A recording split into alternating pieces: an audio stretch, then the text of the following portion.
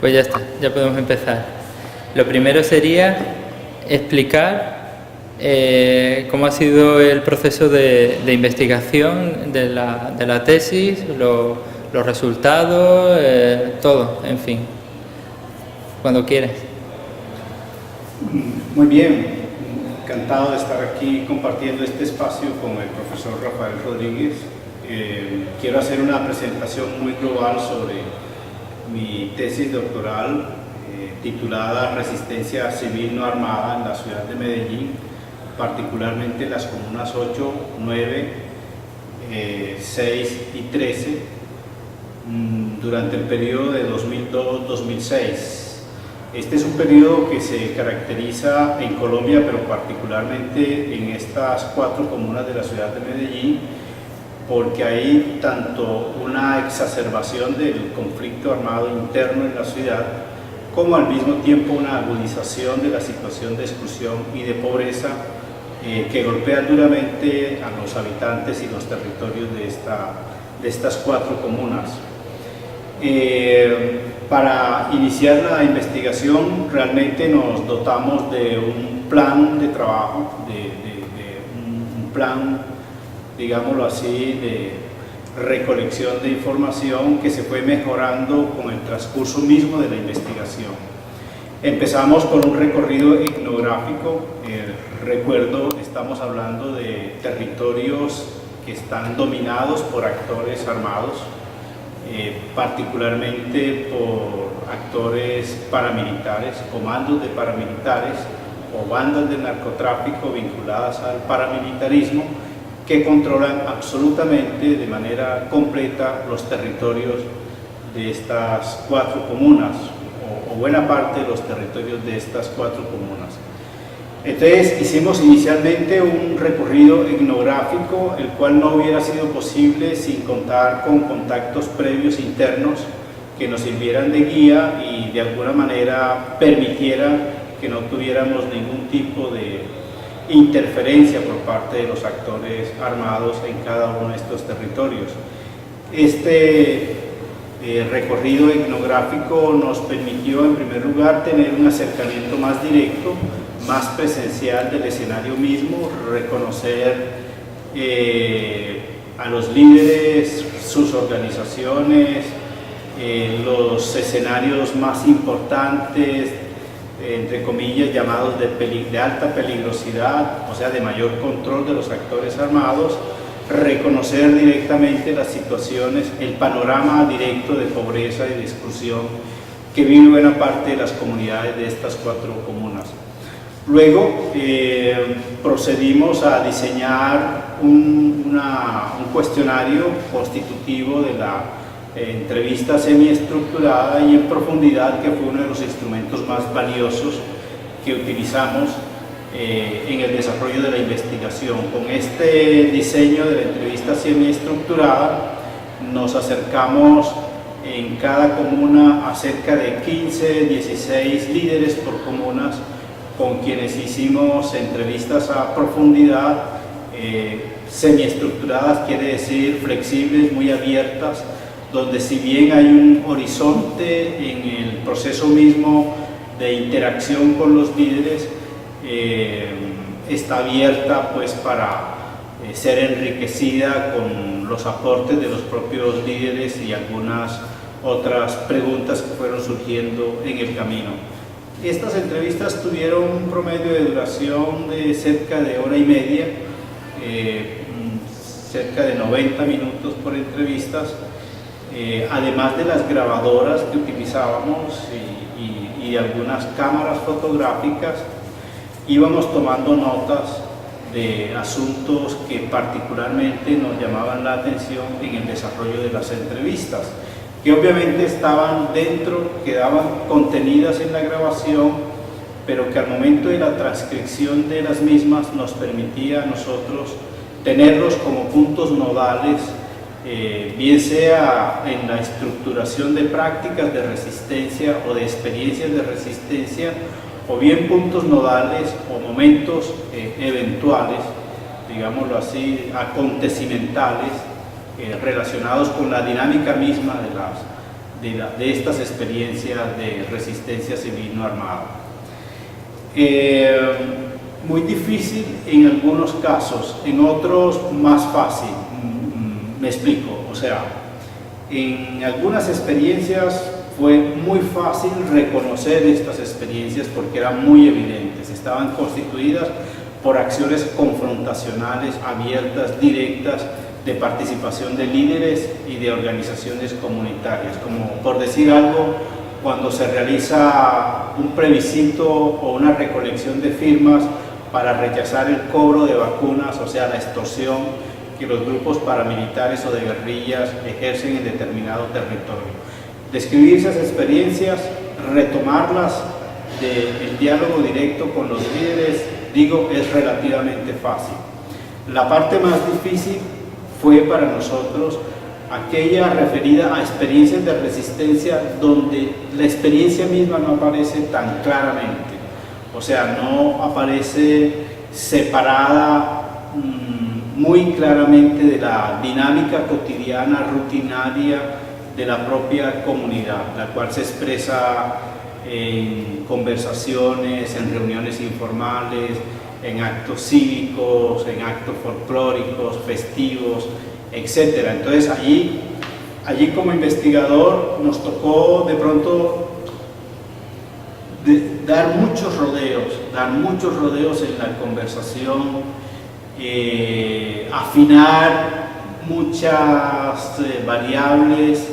e indicadores cualitativos que permitieran articular alguna conexión con el referente de resistencia. Después de estas entrevistas, que sumaron cerca de 900 minutos de grabación, realizamos,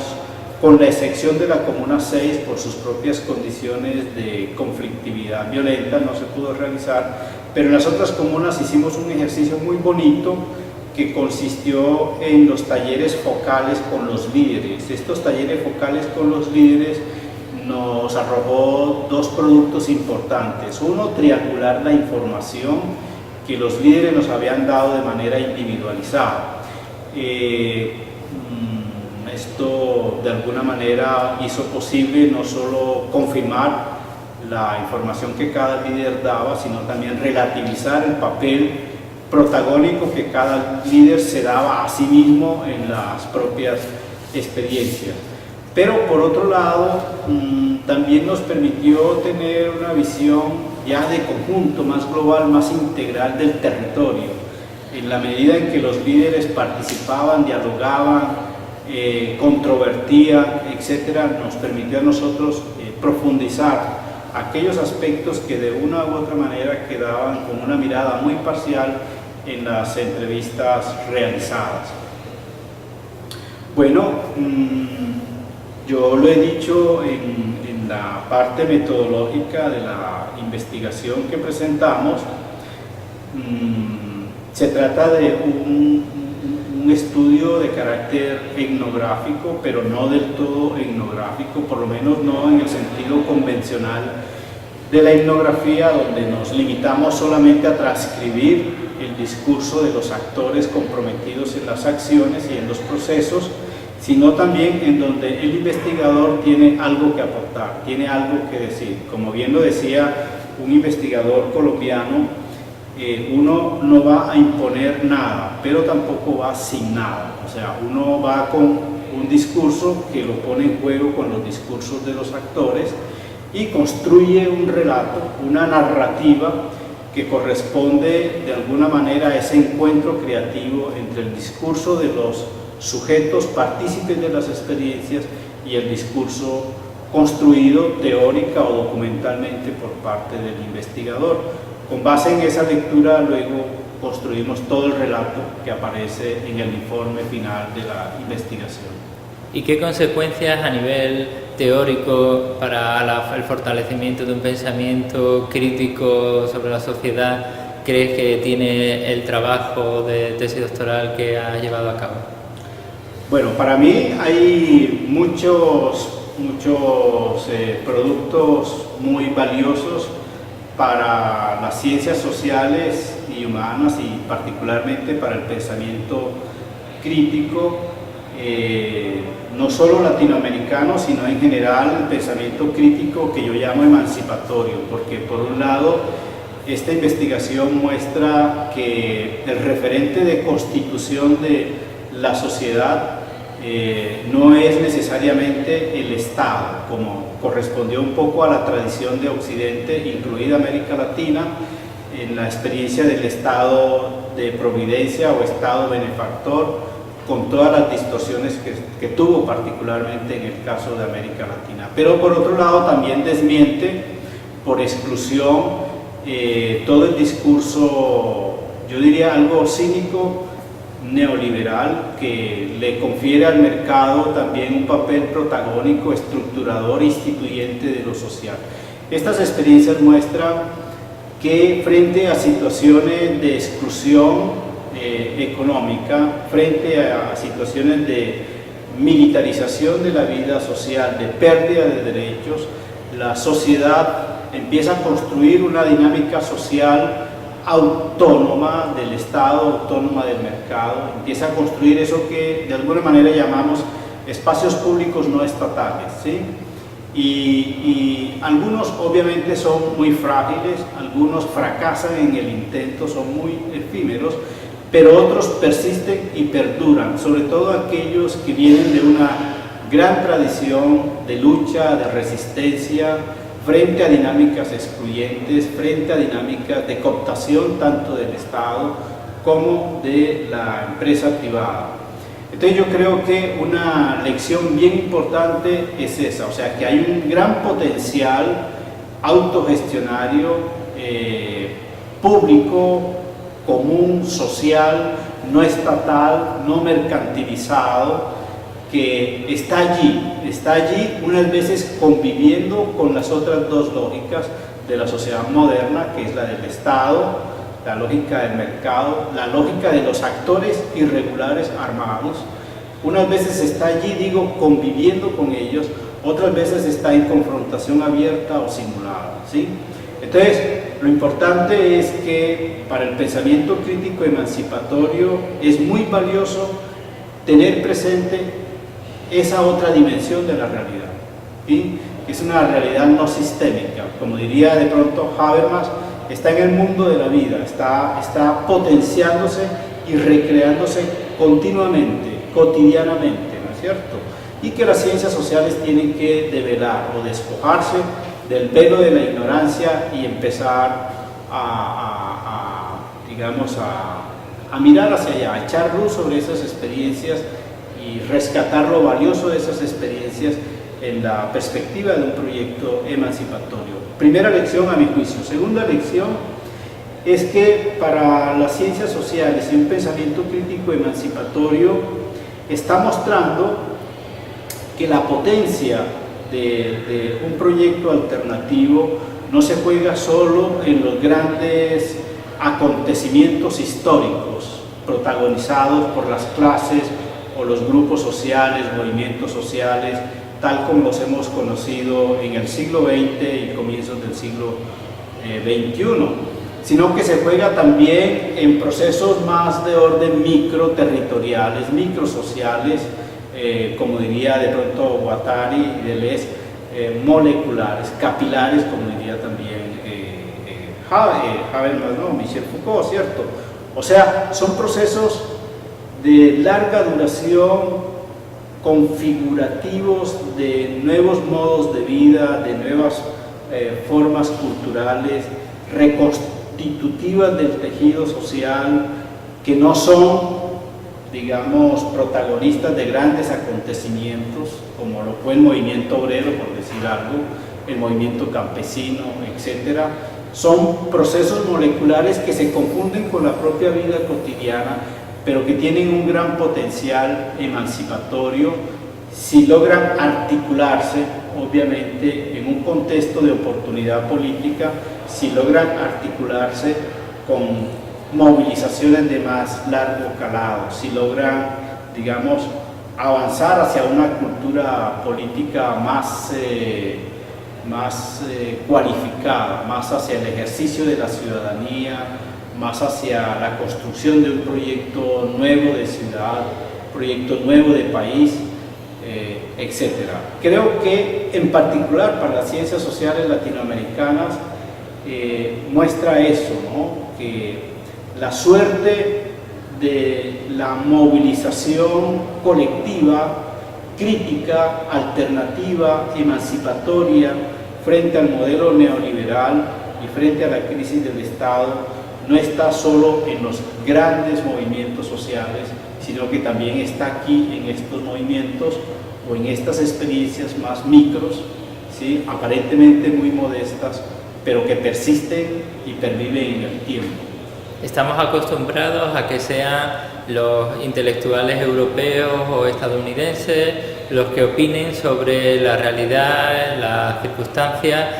políticas en América Latina. Es más extraño que un académico, un investigador de América Latina dé una opinión sobre la situación en la que estamos en este momento en Europa, con una crisis de la deuda, con una presión del capitalismo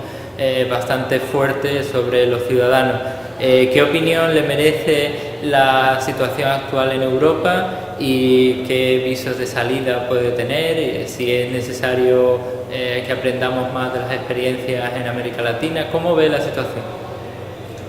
Bueno, lo digo con algo de modestia, ¿no? Porque realmente miro los acontecimientos de Europa con la distancia de la región de América Latina y con los afanes también que tenemos en América Latina, pero estoy muy gratamente sorprendido con lo que ha ocurrido en Europa luego de la ola, digamos, de protesta y de resistencia que se vivió en el norte de África en el mes de abril, mayo, etc. Hasta hace, yo diría, unos 5 años, en América Latina solíamos un poco enorgullecernos, por así decirlo, porque decíamos que las luces de la emancipación finalmente se habían trasladado de Europa a América Latina, pues porque veníamos desde comienzos del siglo XXI con expresiones de gran movilización acontecimental, de grandes rupturas históricas, como por ejemplo la de los piqueteros, los zapatistas, el movimiento indígena en Ecuador, en Colombia, bueno, y una gran movilización social que finalmente se traduce en lo que hoy llamamos los gobiernos progresistas, por lo menos los gobiernos no abiertamente neoliberales o de centro izquierda, como los de Lula, Chile, Argentina, y un poco más tirados a la izquierda, como el de Ecuador, Bolivia y Venezuela. Entonces, solíamos enorgullecernos porque, bueno, veíamos que América Latina finalmente se convertía en el lugar de la esperanza, casi que en el único lugar de la esperanza, mientras que Europa la veíamos como muy quieta, muy inerte, con gobiernos socialdemócratas, digamos, administrando la crisis y administrando todas las contradicciones del modelo neoliberal y de la globalización neoliberal. Entonces es una gran alegría ver que esa Europa que aparentemente estaba quieta irrumpe de un momento a otro, también para decir, por un lado, que la globalización neoliberal es una globalización que en el corazón mismo del capitalismo trae aparejada contradicciones muy fuertes y trae sujetos dispuestos a resistir esas contradicciones que sobre todo tiene un alto costo humanitario en términos de dignidad humana, de justicia social, de inclusión social, de ejercicio de los derechos sociales, políticos y de ciudadanía. Por eso lo que vimos en España con el 15M, lo que vimos luego en Grecia, lo que probablemente se esté desencadenando ya en Portugal y, por qué no decirlo, en Italia en los próximos meses, para nosotros es un motivo de alegría porque, bueno, Por un lado, significa que los lineamientos del Foro Social Mundial, de los diferentes foros sociales mundiales realizados en los últimos lustros en el mundo, están mostrando que efectivamente la globalización neoliberal, ella casi que por sí misma, está generando también la globalización de la resistencia, ¿no? Y vemos con muy buenos ojos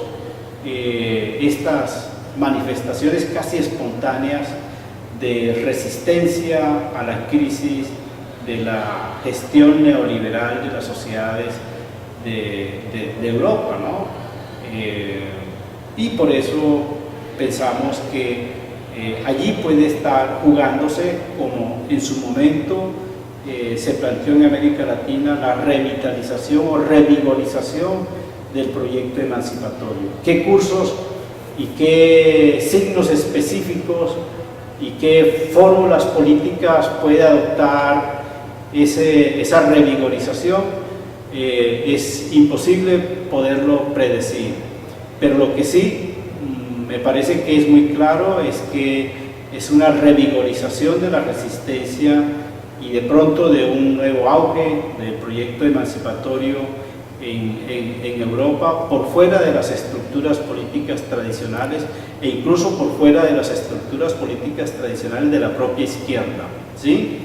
Que de pronto de estas experiencias pueda salir un nuevo proyecto de izquierda, ¿sí? Una nueva izquierda,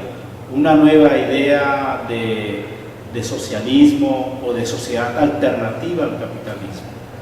Y para terminar, si hay alguna persona que está viendo el vídeo y tiene interés en hacer la tesis doctoral, en trabajar en este ámbito de la investigación, que tiene inquietudes de compromiso social, de que quiere hacer una reflexión crítica sobre la política, ¿qué le diría a esa persona que está viendo en este momento el vídeo? Bueno, que se anime y que esté muy atenta al desarrollo mismo de los acontecimientos, que no es necesario ir a América Latina, que aquí en Europa se están tejiendo y se están propulsando experiencias muy valiosas de resistencia al capital, y que hay que tener los ojos muy abiertos,